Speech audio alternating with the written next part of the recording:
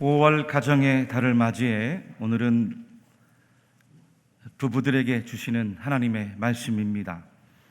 어제 5월 21일은 국가에서 정한 법정 기념일로 부부의 날이었습니다. 왜 하필이면 5월 21일일까 궁금해서 찾아보았더니 5월 21일, 즉 둘이 하나가 된다는 뜻이 담겨 있었습니다. 여러분, 둘이 하나가 된다는 뜻은 원래 성경에 나오는 말씀입니다. 창세기 2장 24절 말씀에 보면 이러므로 남자가 부모를 떠나 그의 아내와 합하여 둘이 한 몸을 이룰지로다. 둘이 한 몸을 이룰지로다. 에덴 동산 안에 첫 가정을 이룬 아담과 하와에게 주신 하나님의 말씀입니다. 즉 가정이란 제도가 이 땅 가운데 바로 하나님의 창조로 주신 선물이라는 거죠. 사람을 남자와 여자로 만드시고 남편과 아내로 가정을 이루게 하신 분이 바로 우리 하나님이신 줄로 믿으시기를 바랍니다. 그러므로 가정의 주인은 남편도 아내도 아니고 하나님이십니다. 요즘 세대가 바뀌어서 가정의 자녀들이 가정의 갑이 되고 주인인 경우도 있습니다만, 여러분, 가정이 행복하려면 하나님께서 그 가정의 주인이 되어 주셔야 됩니다. 그 가정에 하나님께서 호주가 되어 주셔야 되는 거예요. 왜입니까? 우리가 하나님께서 가정을 창조하신 것을 믿는다면 가정이 행복해지는 비결, 그 가정 행복 사용 설명서는 세상 그 어디에 있는 것이 아니고 바로 하나님의 말씀인 성경 안에 있는 줄로 믿으십시오. 오늘날 현대 가정들의 위기의 요인이 무엇입니까? 과거보다 공부가 부족해서입니까? 학위가 없고 지식이 없어서입니까? 아니면 옛날보다 물질이 부족해서 건강 상태가 모자라서입니까? 가정들마다 자녀를 하나 둘씩밖에 낳지 않아서 요즘 현대 가정들의 어려움이 있습니까? 그렇지 않습니다. 제일 중요한 원인, 하나님께서 창조하신 가정, 하나님의 말씀대로 살지 않기 때문인 것이에요. 어느 날 하나님께서 아담과 길을 걷다가 아담에게 물으셨답니다. 아담아, 내 옆에 있는 하와가 마음에 드느냐? 예, 하와가 어쩜 그렇게 피부가 고운가요? 그래야 내가 하와를 좋아할 것 아니냐? 기분이 좋아진 아담이 하나님, 하와의 몸매는 또 어쩜 그렇게 아름답습니까? 그래야 내가 하와를 사랑할 것 아니냐? 그때 아담이 다시 여쭙기를, 그런데 하나님, 우리 하와는 왜 그렇게 맹하고 멍청한가요? 정말 몰라서 묻느냐? 멍청해야 하와가 널 사랑할 것 아니냐? 웃으라고 하는 이야기인데 아직 무슨 뜻인지 모르는 분들은 집에 가서 아마 웃으실 것 같습니다. 여러분, 오늘날 가정에서 일어나는 모든 문제, 사실 알고 보면 남편도 아내도 너무 똑똑해서 그래요. 여러분, 행복하려면 조금씩 부족해야 됩니다. 화목하려면 조금씩 양보해야 되잖아요. 서로 조금씩 물러설 줄 알아야 됩니다. 서로 잘났다고 주장할 것이 아니라 내가 못나서 당신이 필요하다고, 내가 못났기 때문에 당신에게 미안하고, 내가 못나서 지금까지 당신을 이렇게 고생시킨다고 함께 고백할 수 있어야 됩니다. 우리가 부족하기 때문에 하나님께서 서로 만나게 해주셨고, 우리가 서로 연약하기 때문에 우리 가정에 하나님의 도우심이 필요하다고 부부가 함께 손을 붙들고 기도해 보십시오. 해결하지 못할 문제가 하나도 없습니다. 할렐루야, 할렐루야. 가정의 행복의 비결, 오늘 말씀처럼 둘이 한 몸을 이룰지로다. 둘이 한 몸을 이룰지로다. 부족한 두 사람이 만나서 한 몸을 이루고 둘이 한 사람을 이루어 살아가는 데 있다는 거예요. 어떻게 해야 둘이 한 몸을 이루고 두 사람이 한 사람인 것처럼 아름답고 행복하고 사랑이 넘치는 가정을 함께 만들어갈 수 있겠습니까? 첫째는, 아내들아 남편에게 복종하라. 하나님께서 말씀하세요. 우리 18절 말씀을 같이 한번 한 목소리로 읽어볼까요? 시작. 아내들아 남편에게 복종하라. 이는 주 안에서 마땅하니라. 아멘. 아내들아 남편에게 복종하라. 이 말씀을 읽었더니 우리 가정의 아내들이 매우 기분 나빠할 수 있습니다. 목사님, 요즘이 어떤 시대인데 우리 여성들이 그와 같이 살아가야 되겠습니까? 남편에게 복종하라니요. 우리를 뭘로 보고 전 근대적인 그런 이야기를 하십니까? 맞는 이야기. 여러분, 성경에는 누구에게나 평등하고 누구에게나 공평하신 하나님을 말씀하십니다. 우리 예수님도 아이나 어른, 여성이나 남성, 종이나 주인, 죄인도 의인도 평등하게 공평하게 언제나 맞아주셨습니다. 특히 아이나 여성의 인권이 전무한 시대에 우리 예수님은 어린아이들이 가까이 오는 것을 품 안에 품어주셨습니다. 어떤 여성도 사회에서 평등하게 대접받고 살도록 인정해 주시고 대접을 해 주셨어요. 오늘 성경 말씀에 복종하라 라고 한 헬라어 휘포타소의 본래 뜻은 이 아레예라는 전치사와 또 배열하다, 배치하다, 정돈하다 라는 이 타소의 두 단어가 함께 합쳐진 말입니다. 즉 복종하라는 것은 우리가 생각하는 것처럼 굴욕적이고 아주 매우 권위적인 이야기가 아닙니다. 아래에서 함께 질서를 정연하게 배열하는 것, 정돈하는 것, 질서적인 의미예요. 왜입니까? 여러분, 창조의 질서를 보면 남자가 먼저 만들어졌습니다. 창조의 원리도 남성의 갈빗대로부터 여성을 만들어 주셨습니다. 즉 가정에서 남편이 머리요, 아내는 그 남편의 보호를 받고 살아가도록 하나님께서 창조의 질서를 부여해 주신 거죠.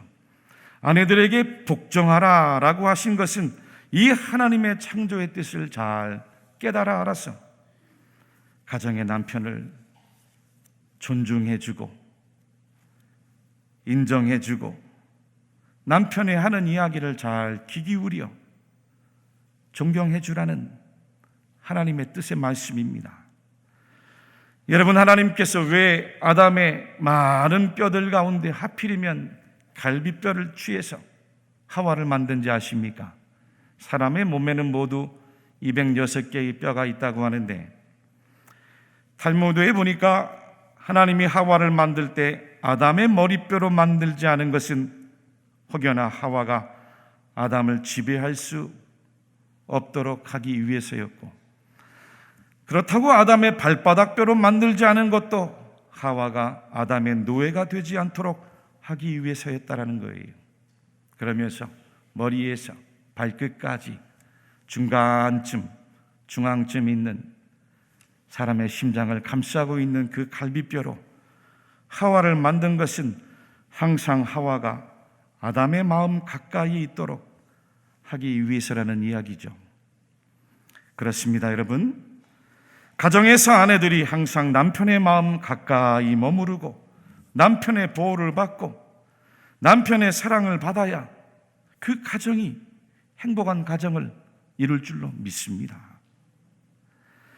가정에서 내 남편, 세상에서 제일 듬직한 나의 남편으로 존중해 주시기를 축복합니다.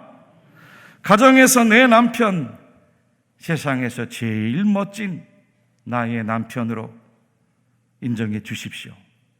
할렐루야.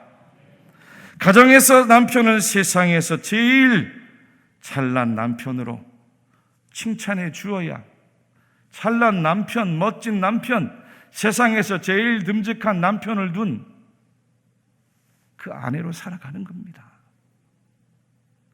믿습니까? 믿습니까? 가정의 아이들 앞에서도 내 남편을 최고의 우리 아버지로 격려해 주어 보세요. 아이들이 그걸 보고 자라는 거예요.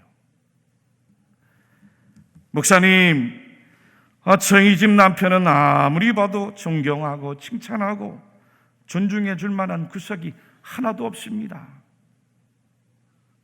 매일 술 먹고 욕하고 행패 부리고 심지어는 두들겨 패는데 월급도 안 갖다 주고 가끔씩 칡꼬리만한 봉투 갖다 주는데 뭘 존경을 하고 뭘 공경을 합니까?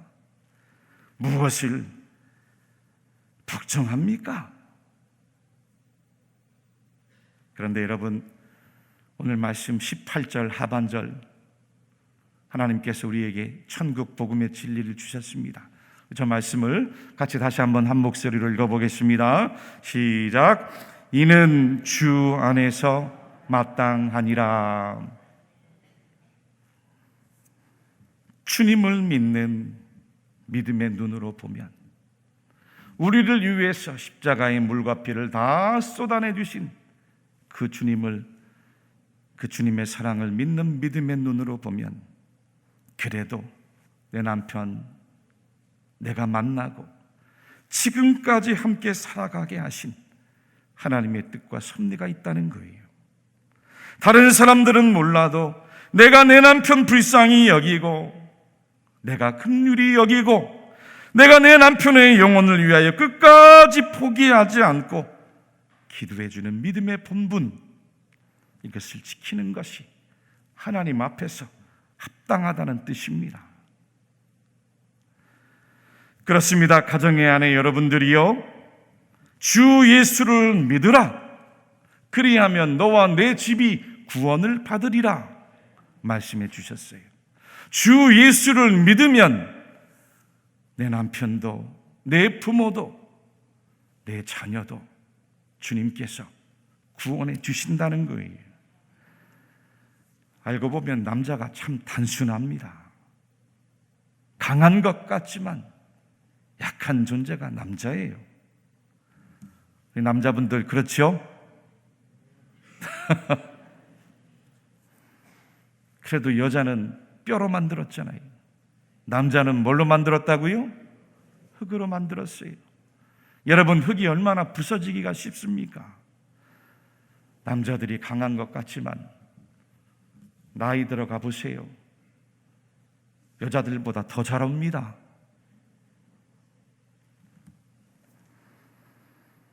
남자가 여자보다 오래 살지 못하고 한번 무너지기 시작하면 확 무너지는 이유가 바로 약한 흙이기 때문이에요. 그런 남편을 위해 하나님께서 다음과 같이 창조의 말씀을 하셨습니다. 내가 그를 위하여 돕는 배필을 지으리라 하시니라. 가정의 아내들이 부족한 남편을 돕도록 창조의 질서를 부여해 주셨다는 거예요. 전에 텔레비전 광고 문구 가운데 남자는 뭐 하기 나름이라고요? 여자하기 나름. 남자는 여자하기 나름이에요.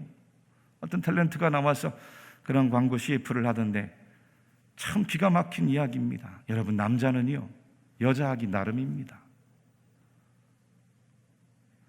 동의를 안 하시는 것 같은데. 바보 온달 평강공주 이야기 아시죠? 아무리 바보 온달 같은 남편도 평강공주와 같은 지혜롭고 현명한 아내를 만나보세요. 그 바보 온달이 나중에 장군이 돼요. 고구려 나라의 장수가 됩니다. 고구려 왕의 사위가 됩니다. 아무리 바보 온달 같은 남편도 믿음의 아내를 만나면 장군도 되고, 아멘, 임금도 되고, 대통령도 되고, 사장도 되고, 좋은 남편, 좋은 아빠, 좋은 성도가 되는 거예요. 훌륭한 집사님도 됩니다. 훌륭한 장로님도 되는 거예요. 가정의 달을 맞아서 남편들이 집에 있는 아내에게 가장 듣고 싶은 말이 있대요. 3가지가 있는데 3위는 저에게는 당신 하나밖에 없어요. 당신 언제 봐도 멋있어요. 멋지지 않아도 이렇게 좀 말씀해 봐 주세요. 2위는 당신은 언제 봐도 너무 믿음직스러워요. 저에겐 당신이 최고예요. 최고가 아니더라도 최고라고 이야기를 좀 해주세요. 1위가 뭔지 아십니까? 여보, 저에겐 당신이 전부예요. 제가 시집 하나는 정말로 잘 온 것 같아요. 시집 잘 안 온 것 같지만 그래도 잘 온 것처럼 이야기를 해주라는 거예요. 왜요? 남자들은 칭찬에 약하거든요. 남자들은 자존심을 살려주면 미칠 듯이 일합니다. 말씀을 따라서 남편을 위하고 가정을 위해서 지혜로운 믿음으로 순종해 보시기를 축복합니다. 지혜로운 믿음의 아내는 복종해 주는 거예요. 순종해 주는 거예요. 그리고 남편을 이깁니다. 지혜롭지 못하니까 반대가 되는 거죠. 남편에게 순종해 주어서 결국엔 가정의 행복을 이기도록 만들어가는 믿음의 아내들이 다 되시기를 주님의 이름으로 간절히 축원합니다. 둘째로, 남편들아 아내를 사랑하라 말씀해 주고 계세요.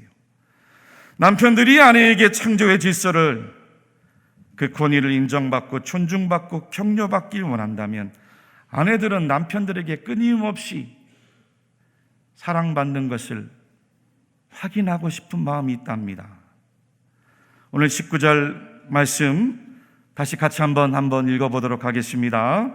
시작. 남편들아 아내를 사랑하며 괴롭게 하지 말라.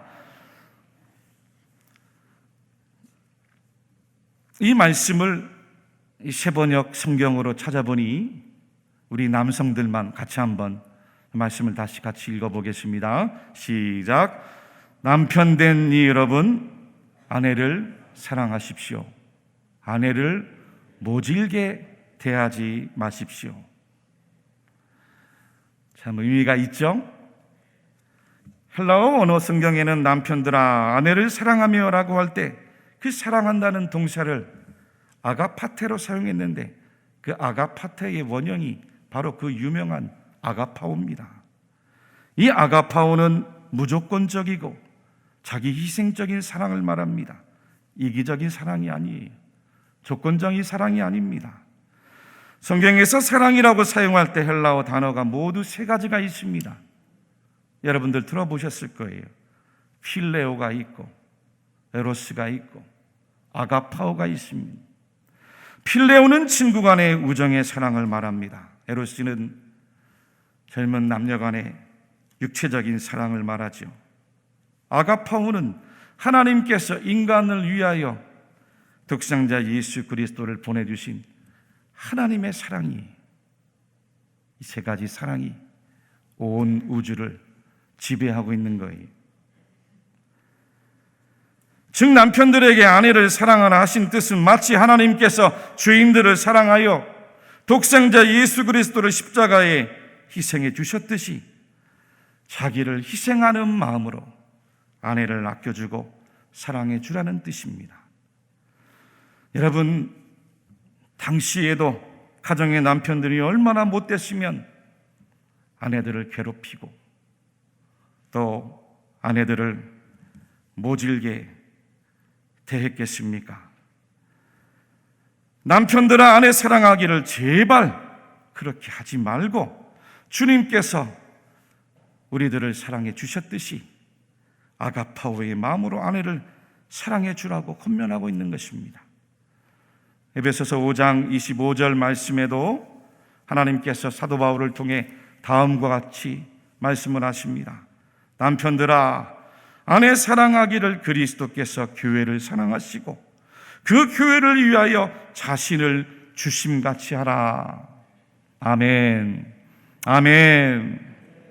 여러분, 가정의 남편에게 복종하라는 말씀이 어렵겠습니까? 아니면 아내를 위하여 주님의 사랑으로 사랑해 주라는 말씀이 어렵겠습니까? 당연히 아가파오, 주님의 그 십자가 사랑으로, 자기 희생의 사랑으로, 자기를 내어주는 사랑으로 아내를 사랑하는 것이 훨씬 어려운 일이에요. 왜요? 주님의 십자가는 자기 희생이었어요. 자기 부정입니다. 무조건적인 헌신의 사랑이었어요.